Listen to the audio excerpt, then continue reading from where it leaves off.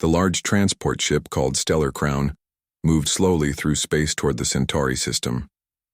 Its metal walls gleamed under the soft lights, and wide windows showed the stars outside.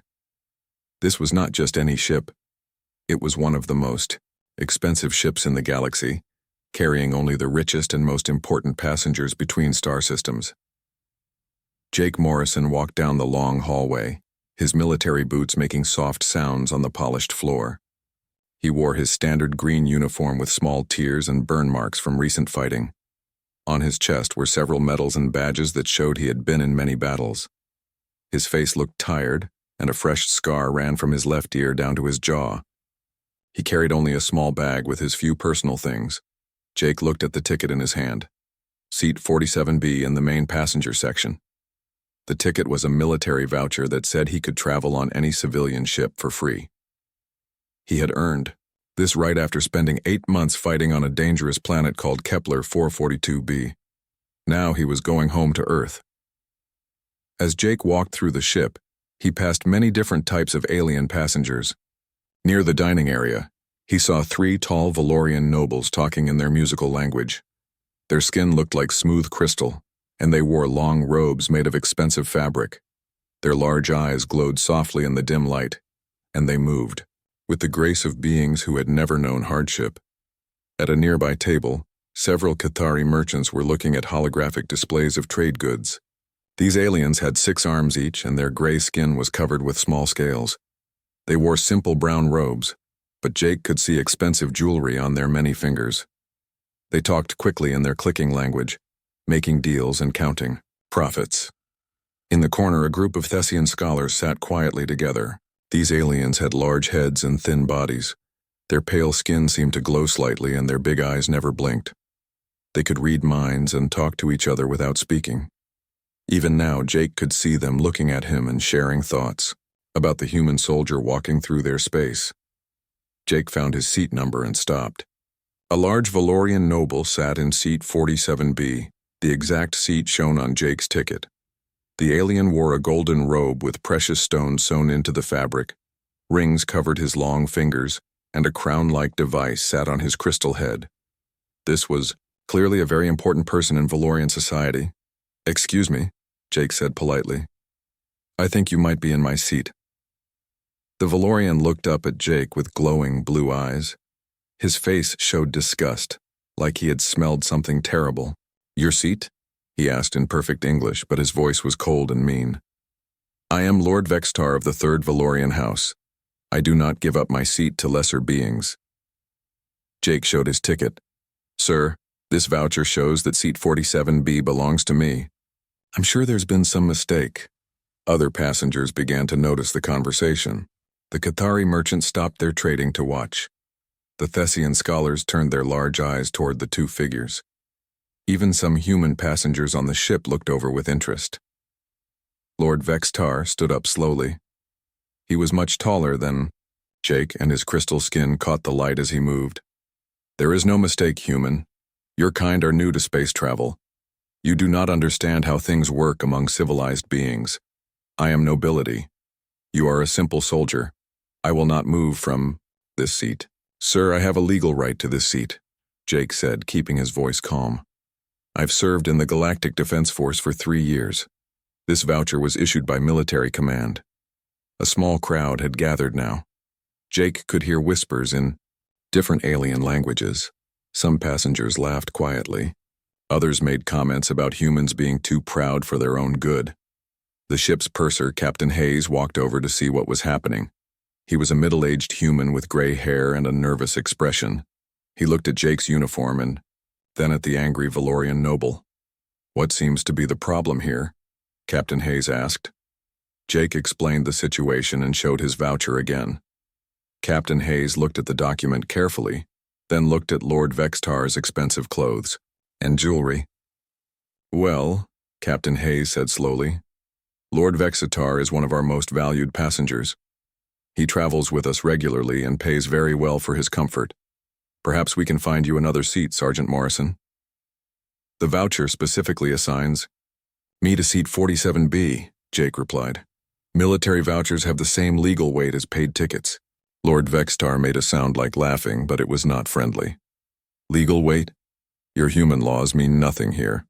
This ship serves the great families of the galaxy, not common soldiers from a primitive world. More passengers gathered to watch. Jake could see Cathari merchants recording the conversation with small devices. Some of them were probably planning to sell the recording as entertainment. The Thessian scholars watched silently, their big eyes never blinking as they shared thoughts about the scene. A female Valorian noble came over to stand next to Lord Vextar. She wore a silver robe and had small crystals growing from her forehead. "My dear Vextar," she said in a voice like singing, "why do you waste time talking to this creature? Humans are barely more civilized than the savage races we fight in the outer systems." "You are right, Lady Zara," Lord Vextar replied. "I should not lower myself to argue with such a being." Captain Hayes looked uncomfortable. He was a human, but he clearly wanted to keep his wealthy alien passengers happy. "Sergeant Morrison, I'm sure we can find you a place in the crew quarters. It's not as comfortable, but it's free." "I paid for this seat with my service," Jake said. 8 months fighting the Sectar horde on Kepler 442b. I watched good soldiers die protecting civilian colonies. This voucher represents that sacrifice." Some of the human passengers in the crowd looked ashamed, but none of them spoke up to support Jake. The alien passengers seemed to enjoy watching the human soldier being humiliated. A Cathari merchant with particularly shiny scales spoke up. "Perhaps the human should learn his place in civilized society. Soldiers are tools, not guests." Several aliens made sounds of agreement. The Thessian scholars nodded their large heads in unison, clearly sharing the same thoughts about human arrogance. Captain Hayes made his decision. "Sergeant Morrison, I'm going to have to ask you to move to other quarters. We can't have disruptions among our passengers." Jake looked around at the crowd of faces watching him. Some showed cruelty, others showed amusement. A few human faces showed shame, but no one offered to help. He had fought for 8 months to protect these same types of people, and now they treated him like he was less than nothing. "Fine," Jake said quietly. He put his voucher back in his pocket and picked up his bag. "The maintenance bay has some extra space," Captain Hayes said, not meeting Jake's eyes. "It's not comfortable, but it's warm and safe." Jake nodded and followed a crew member toward the back of the ship. As he walked away, he could hear Lord Vextar speaking loudly to the other passengers. "This is what happens when primitive species try to act above their station," the Valorian noble said. "Humans think their recent military successes make them equal to races with thousands of years of civilization. They need to learn humility." Many passengers laughed and agreed. Jake heard other comments as he walked away. Some aliens talked about how humans were too aggressive and violent. Others said that humanity's military losses in recent battles proved they were not as strong as they claimed to be. The maintenance bay was exactly what Jake expected. Metal walls, exposed pipes, and the constant noise of the ship's engines. There was a small area with some blankets where crew members sometimes rested during long shifts. Jake put his bag down and sat on the hard floor. Through the thin walls, he could still hear passengers talking and laughing in the main sections of the ship. The sound reminded him that while he slept on metal grating, the beings he had fought to protect were enjoying luxury and comfort. He closed his eyes and tried to rest, knowing that the journey to Centauri would take 3 more days.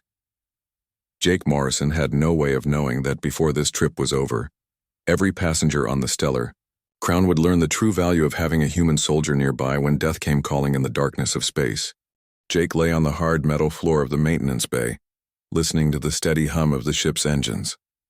The blanket was thin and rough, nothing like the soft beds the paying passengers enjoyed just a few walls away. Every time he moved, the metal grating pressed into his back through his uniform. But Jake had slept in worse places during his time on Kepler 442b. The planet Kepler 442b was supposed to be a simple mining colony. Human families had moved there 5 years ago to dig valuable metals from the ground. They built small towns, schools for their children, and farms to grow food. It was peaceful and quiet until the Sectar horde found them. Jake remembered the first reports that came through military communication channels. The messages were short and filled with terror. Entire settlements had gone silent overnight. When scout ships went to investigate, they found empty buildings and signs of terrible violence. The Sectar had come to hunt. The Sectar were not like other alien races. They did not want to trade or make peace treaties. They were savage creatures that lived only to hunt and eat other intelligent beings. They were tall and covered with black scales with sharp teeth and claws that could tear through metal. They traveled in large packs, attacking planets like wild animals attacking prey. Jake had been part of the 15th Marine Expeditionary Force when they received orders to defend Kepler 442b.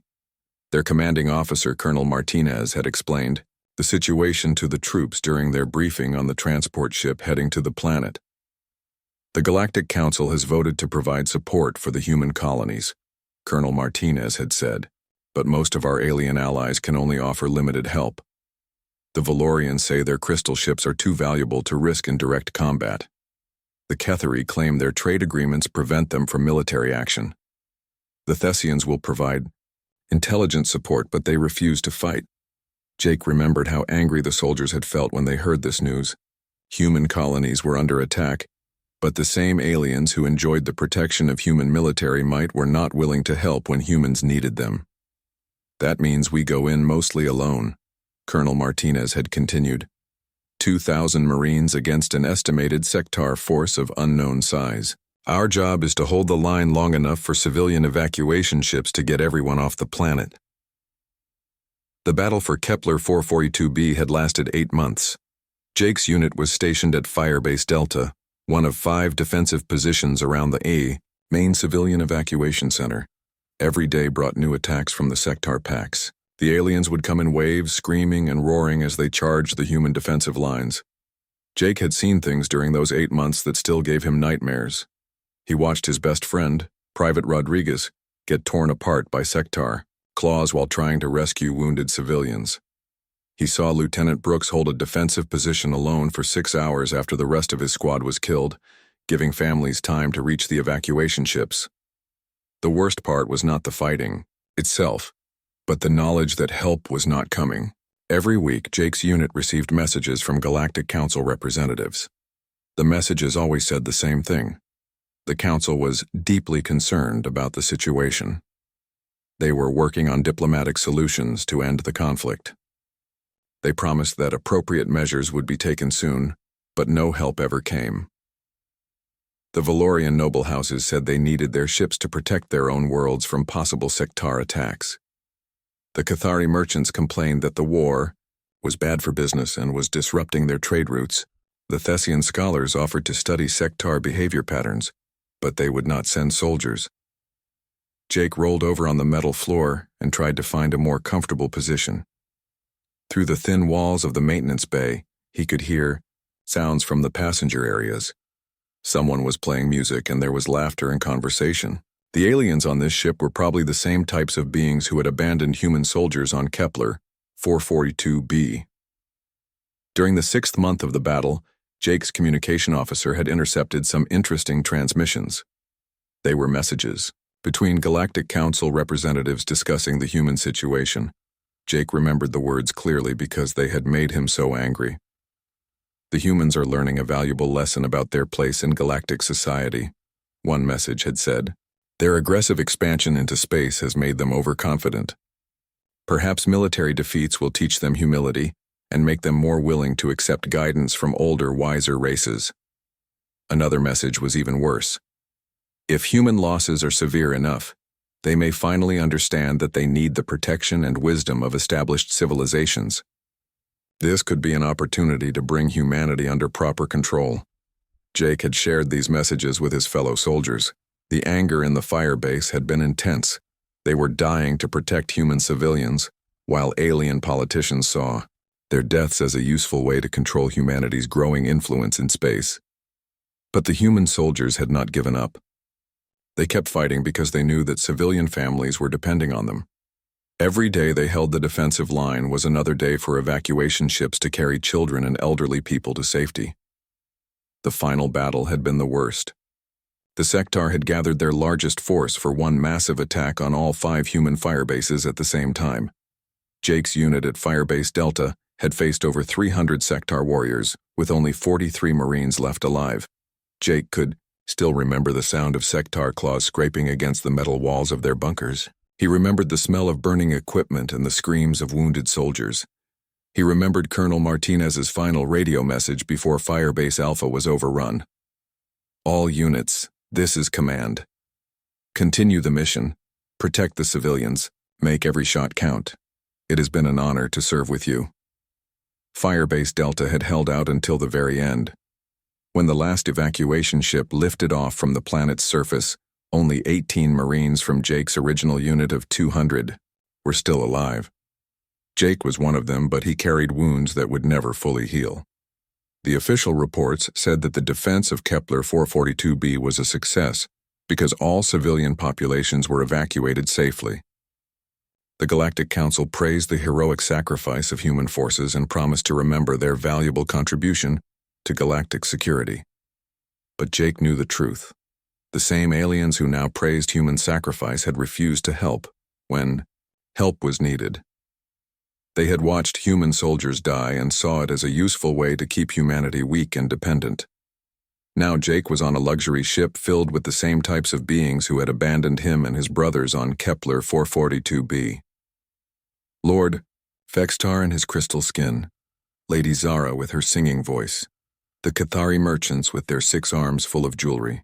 They traveled in comfort while human soldiers slept on metal floors. Jake heard footsteps in the corridor outside the maintenance bay. The door opened, and a young crew member looked in. He was human, probably not much older than 20, with nervous eyes and clean clothes that showed he had never been in a real fight. "Sergeant Morrison," the crew member said quietly, "I brought you some food from the crew kitchen. It's not much, but it's better than the emergency rations." Jake sat up and accepted the tray. It held simple food, bread and soup and water, but it was warm and fresh. "Thank you," Jake said. "What's your name, son?" "Tim Bradley, sir." "I'm an engineer's assistant. I wanted to say thank you for your service. My family lives on Kepler Prime, and we heard about what happened on 442b. You and your unit saved a lot of people." Jake nodded. It was good to know that some humans still remembered what the soldiers had done. "Just doing our job, Tim." Tim looked around the small maintenance bay and frowned. "This isn't right, sir. You shouldn't have to sleep here while those aliens live in luxury, especially after what you've been through." "The world isn't always fair," Jake replied, "but we do our duty anyway." Tim left, and Jake ate his simple meal in the dim light of the maintenance bay. Outside, the stars continued to shine in the darkness of space, and the stellar crown moved toward its destination. Jake had no way of knowing that somewhere in that same darkness, savage eyes were watching and waiting for the right moment to strike. Jake woke up to the sound of alarms echoing through the ship's walls. The maintenance bay was filled with flashing red lights, and he could hear the captain's voice coming through the ship's speaker system. "All passengers remain calm. We are experiencing minor technical difficulties. Please stay in your seats while our crew investigates." But Jake knew these were not technical difficulties. He had heard similar alarms during his military service, and he recognized the pattern. These were combat alerts. The ship was in danger. Jake got up from the metal floor and pressed his ear against the wall. He could hear running footsteps in the corridors outside. Crew members were shouting orders to each other, and their voices sounded scared. Through the thin walls, he also heard something else that made his blood run cold. The passengers were screaming. On the ship's bridge, Captain Hayes stared at his sensor displays with growing terror. What had appeared to be empty space near the Centauri system was now filled with massive alien vessels. 12 ships, each one larger than a city, had appeared out of nowhere using advanced stealth technology. "Sir," called out the sensor operator, a young woman named Lisa Park, "I'm reading sectar energy signatures. These are Horde ships." Captain Hayes felt his stomach drop. The sectar Horde was supposed to be contained in the outer systems, far from civilized space. How had they gotten here without being detected? By military patrols? "Send a distress signal to the nearest military base," Captain Hayes ordered. "Full emergency broadcast. Tell them we have civilian passengers aboard." Sir, the nearest military ship is 6 hours away, Lisa Park replied. The Sectar vessels are already moving to intercept us. On the main viewer, Captain Hayes watched the alien ships approach. They were black and ugly, covered with spikes and weapon ports. Each ship looked like it had been built for one purpose only, to hunt and destroy other vessels. The Sectar had no interest in capturing prisoners or making demands. They wanted fresh meat for their feeding rituals.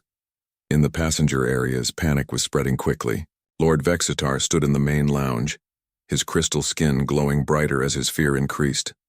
Around him, other Valorian nobles huddled together, their musical voices now harsh with terror. This cannot be happening, Lord Vexitar said. The Sectar are supposed to be contained in the outer systems. The Galactic Council assured us that civilian ships were safe. Lady Zara clutched her silver robes with shaking hands. The human military was supposed to stop them. Where are the human ships? Where is the protection we were promised?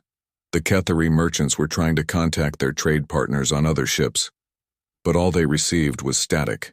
Their 6 arms moved frantically over communication devices, sending messages that would never be answered. Some of them were trying to calculate if they could buy their way out of danger, but the Sectar had no use for money or trade goods. The Thessian scholars sat in their corner, their large eyes wide with fear. They were trying to use their mental powers to contact other members of their species, but the Sectar minds were too alien and savage for telepathic communication. For the first time in their lives, their greatest ability was completely useless. Captain Hayes's voice came through the speakers again, but this time he could not hide his fear. All passengers, we are under attack by hostile forces. Please remain calm and follow crew instructions. Emergency procedures are now in effect.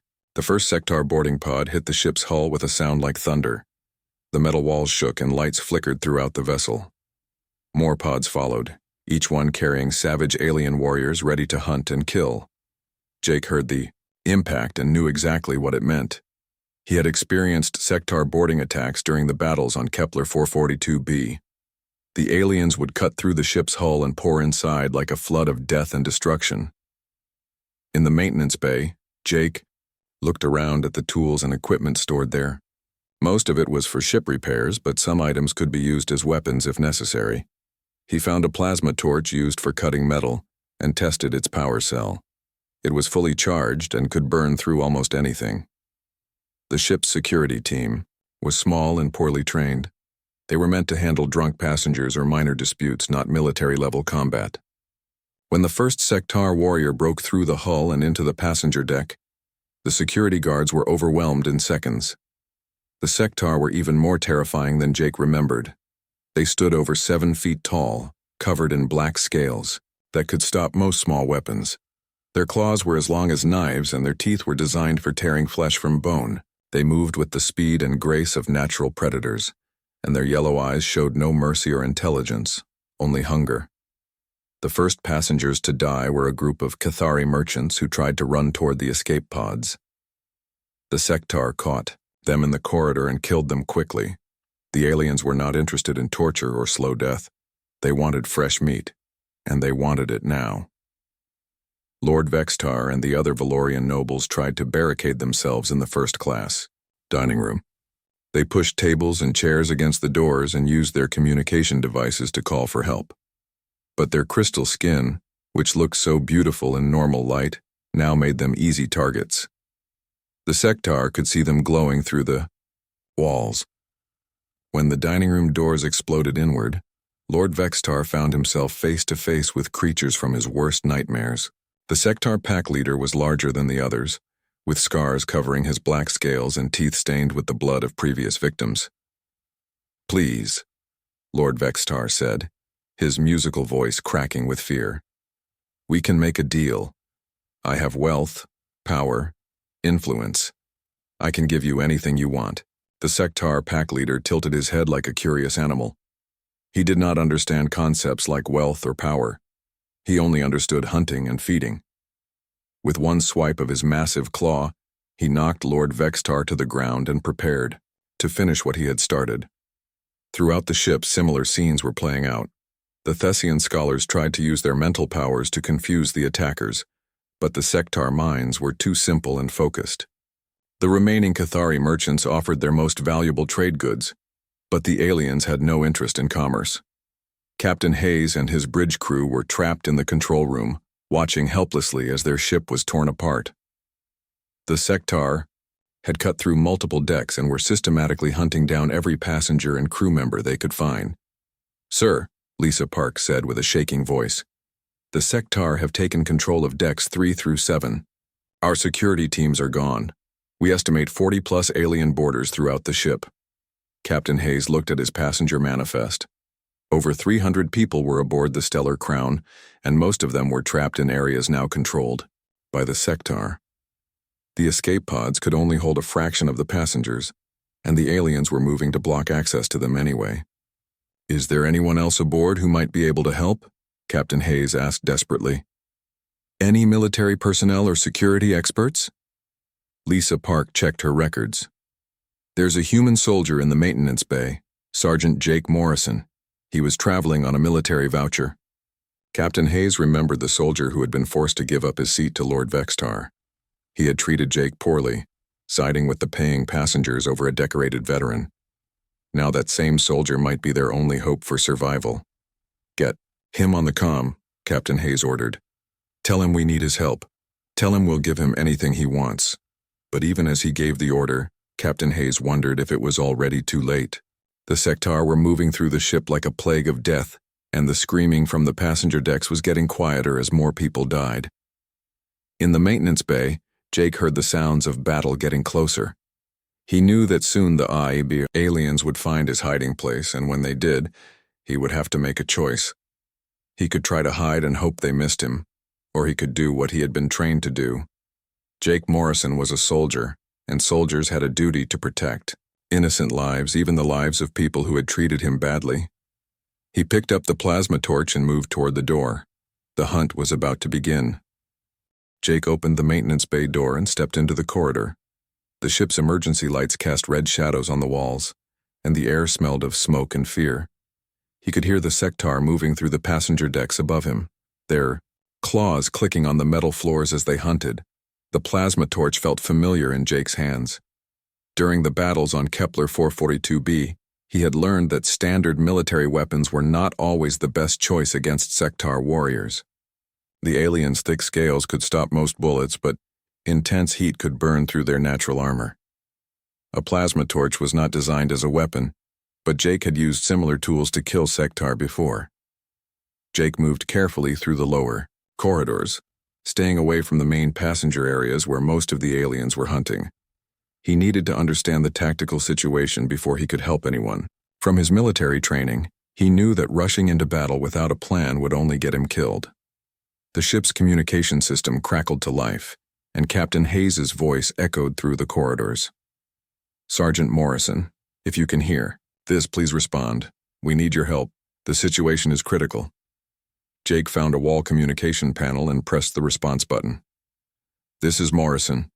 I can hear you, Captain." "Thank God," Captain Hayes said, and Jake could hear the relief in his voice.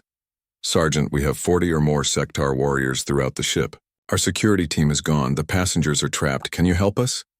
Jake looked down the corridor toward the sounds of battle. He remembered how Captain Hayes had sided with Lord Vexitar and forced him to sleep in the maintenance bay.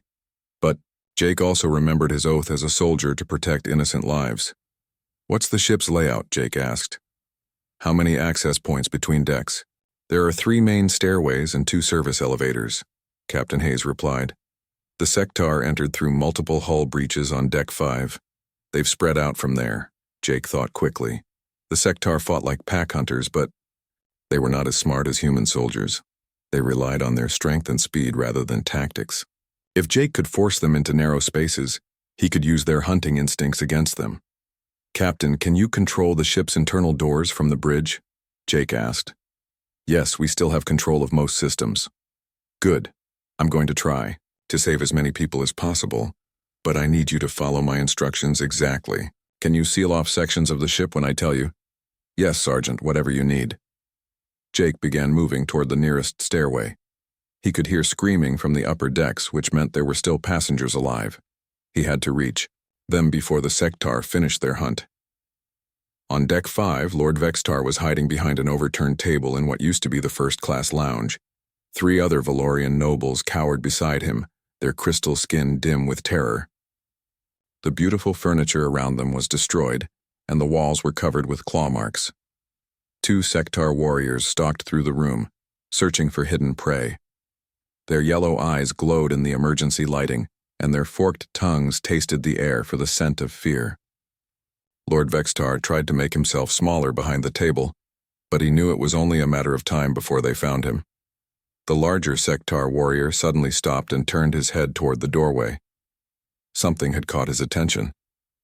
Lord Vextar heard footsteps in the corridor outside, but they were not the clicking sounds of Sectar claws. These were the steady boots of someone walking with purpose. Jake appeared in the doorway, holding the plasma torch like a sword. The 2 Sectar warriors saw him and immediately forgot about the hiding Valorians. Fresh prey had arrived, and this one was not cowering in fear. The first Sectar charged at Jake with a roar that shook the walls. Jake had fought these creatures many times before, and he knew their attack patterns. The alien lunged with both claws extended, trying to tear Jake apart with a single strike. Jake stepped to the side at the last second and brought the plasma torch up in a burning arc. The superheated beam cut through the Sectar's arm at the elbow, and the creature's roar turned into a scream of pain. Black blood sprayed across the walls as the alien stumbled and fell. The second Sectar was smarter than his packmate. He circled around Jake slowly, looking for an opening. But Jake had learned patience during his months of combat.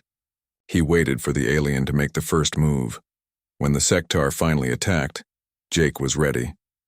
He ducked under the creature's claws and drove the plasma torch deep into the alien's chest. The heat burned through scales and flesh, and the Sectar collapsed with smoke rising from the wound.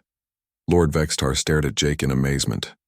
The human soldier had just killed 2 Sectar warriors in less than 30 seconds. The same person that Lord Vextar had called a lesser being had just saved his life. "Stay here and keep quiet," Jake told the Valorians. "More of them will come if they hear noise." Jake moved back into the corridor and pressed his communication button.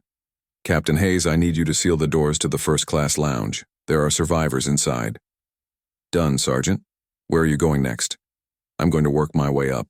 Through the ship. Every time I clear a section, seal it off. We need to limit their movement." Jake climbed the stairway to Deck 6, where he could hear more sounds of fighting. A group of Cathari merchants had barricaded themselves in a storage room, but 3 Sectar were trying to break down the door with their claws. The aliens were so focused on their trapped prey that they did not notice Jake approaching from behind. He had learned during the war that Sectar had excellent hearing and smell, but their vision was not as good. If he moved carefully, he could get close before they noticed him. Jake struck the first Sectar in the back of the neck with the plasma torch. The alien fell instantly, his spine severed by the intense heat.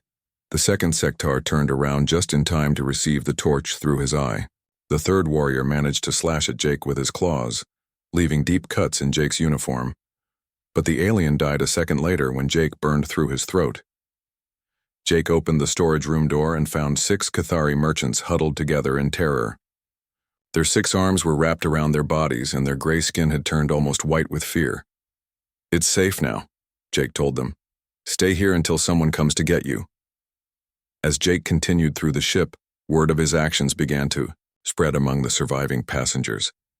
The human soldier that they had mocked and humiliated was now the only thing standing between them and death. He moved through the corridors like a hunter, using his knowledge of Sectar behavior to track down the alien warriors one by one. In the ship's medical bay, Jake found Dr. Lisa Chen, a human doctor, treating wounded passengers.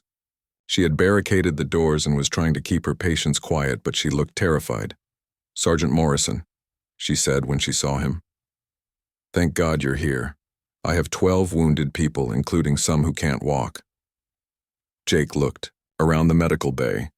There were injured passengers from several different species, all of them people who would have looked down on him just hours before. Now they looked at him with hope and gratitude. "Keep them quiet and keep the doors locked," Jake said. I'm going to clear the rest of the ship. Jake's communication device crackled. Sergeant Morrison, Captain Hayes said urgently. I'm reading. A large group of Sectar moving toward the bridge. If they take control of the ship's systems, we'll all be dead. Jake looked up at the ceiling. The bridge was 2 decks above him, and there were probably 15 or 20 Sectar between him and Captain Hayes. But Jake had made a promise to protect innocent lives, and he intended to keep that promise. I'm on my way, Captain. Just hold on a little longer. Jake Morrison began climbing toward the upper decks where the real battle was waiting for him. Jake climbed the stairway toward the bridge, his plasma torch ready in his hands. Blood from his wounds dripped onto the metal steps, but he ignored the pain. He had been hurt worse during the battles on Kepler 442b and kept fighting. The sounds of combat from above told him that Captain Hayes and his crew were still alive, but they would not last much longer. When Jake reached Deck 8, he found chaos. 6 Sectar warriors were trying to break through the bridge doors with their claws and teeth. The metal was thick, but it was starting to bend under their assault. Behind the damaged doors, Jake could hear Captain Hayes shouting orders to his crew. The Sectar were so focused on breaking into the bridge that they did not notice Jake approaching. He had learned during the war that the aliens became almost blind to everything else when they could smell trapped prey. It was one of their weaknesses that human soldiers had learned to exploit. Jake moved quietly until he was close enough to strike. The first Sectar died before he knew Jake was there, the plasma torch burning through his neck in one quick motion. The second alien turned just in time to see Jake before the superheated beam cut him down. But now Jake faced a problem. 4 Sectar warriors remained, and they had spread out to surround him. These were not the mindless beasts that many people thought. Sectar pack leaders could think and plan when they needed to. They had learned from watching their packmates die. The largest Sectar, clearly the pack leader, spoke in broken English. Human soldier, you fight well, but you are alone. We are many. Jake kept the plasma torch raised and ready. I've been alone before. It didn't stop me then. The pack leader circled around Jake slowly, while the other 3 warriors moved to block any escape routes. On the death world you had weapons and walls and other soldiers. Here you have nothing. You will die, and then we will feast on all the soft flesh hiding behind these doors. Jake thought about the passengers throughout the ship. Lord Vextar, and the Valorian nobles who had called him inferior. The Cathari merchants who had mocked his service. The Thessian scholars who had looked down on him. Even Captain Hayes, who had forced him to sleep on a metal floor. All of them had treated Jake badly, but he was still here, still fighting to save their lives. Because that was what soldiers did. They protected people, even people who did not deserve protection. The pack leader gave a signal, and all 4 Sectar attacked at once. Jake rolled to the side as claws whistled through the air where his head had been. He brought the plasma torch up and caught one warrior across the chest, but another alien's claws raked across his back, tearing his uniform and cutting deep into his flesh. Jake spun around and drove the torch into the second warrior's throat, but the movement left him open to attack from the third alien. Claws slashed across his arm and he almost dropped his weapon. Blood was flowing freely now, and Jake could feel his strength starting to fade. The pack leader and one remaining warrior circled him like predators around wounded prey. Jake's vision was getting blurry from blood loss, and his arm was going numb where the claws had cut deep. The plasma torch felt heavy in his hands. You fought well, human, the pack leader said, but now you die. The 2 Sectar rushed him from opposite sides. Jake managed to kill the smaller warrior with a desperate thrust of the plasma torch, but the pack leader's claws caught him across the chest and threw him against the wall. Jake hit the metal with a sound like breaking bones and slumped to the floor. The pack leader stood over Jake with his claws raised for the killing blow. Your species is weak. You pretend to be warriors, but you are just meat. Jake looked up at the massive alien and smiled through the blood on his lips. You're right about one thing. We are just meat, but we're meat that refuses to quit. Jake still had one weapon left. During his training on Kepler 442b, he had learned to make improvised explosives from ship components. While fighting through the lower decks, He had been setting small charges near the ship's power conduits. He had not told Captain Hayes about this because he hoped he would not need to use them. Jake pulled out a small detonator that he had taken from the maintenance bay. The difference between humans and aliens like you is that we know when to sacrifice ourselves for something bigger than us. The pack leader realized what Jake was holding, but it was too late. Jake pressed the button. The explosions ripped through the ship's power systems, but Jake had placed the charges carefully. The blasts would disable the ship's engines and life support in the areas controlled by the sector, but the passenger sections and bridge would remain safe. The surviving aliens would have to choose between suffocating in dead sections of the ship or retreating to their own vessels. The pack leader was thrown backward by the nearest explosion, his black scales burned and smoking. He looked at Jake, with something that might have been respect before the failing life support systems forced him to retreat toward the sector boarding pods. Jake lay on the floor as emergency power kicked in and the bridge doors finally opened. Captain Hayes and his crew rushed out to find Jake covered in blood but still alive. "Sergeant Morrison," Captain Hayes said, kneeling beside the wounded soldier. "You did it. The sector are retreating. You saved us all." Jake tried to sit up, but found he could not move without help. "The passengers, are they safe?" "Yes, thanks to you. All the survivors are safe." Captain Hayes looked ashamed as he spoke. "Sergeant, I owe you an apology. We all do. The way we treated you was wrong." Jake managed a weak smile. "Just doing my job, Captain." Over the next few hours, as medical teams treated Jake's wounds and rescue ships arrived to escort the Stellar Crown to safety, word of what had happened spread throughout the ship. The same passengers who had mocked the human soldier now spoke of him with awe and gratitude. Lord Vextar came to the medical bay, where Jake was recovering. The proud Valorian noble looked very different now, his crystal skin dim and his expensive robes torn and dirty. "Sergeant Morrison," Lord Vextar said quietly, "I came to apologize and to thank you. You saved my life, even after the terrible way I treated you." Jake looked at the alien who had forced him to give up his seat. "No apology needed, sir. I'm just glad you're safe." "But there is a need," Lord Vextar insisted. "I called you inferior. I said humans were lesser beings. I was wrong, completely wrong." The Valorian noble straightened up and spoke in a formal voice. "I hereby declare before all witnesses that Sergeant Jake Morrison is a warrior worthy of the highest honor. Humanity has proven its worth this day." Similar scenes played out throughout the ship. The Cathari merchants who had recorded Jake's humiliation now recorded his praise. The Thessian scholars, who had looked down on human intelligence, now spoke of human tactical brilliance. Even the human crew members who had stood by and watched Jake's mistreatment now understood what they had witnessed. Captain Hayes submitted a detailed report to the Galactic Council, describing how a single human soldier had saved over 300 lives while asking for nothing in return. The report was read in council chambers throughout the galaxy, and it changed how many species viewed humanity. Jake Morrison became famous throughout known space, not because he sought fame, but because his actions proved something important about the human spirit. Humans might be newcomers to galactic civilization, but they brought something valuable that many older species had forgotten: the willingness to sacrifice everything to protect innocent lives.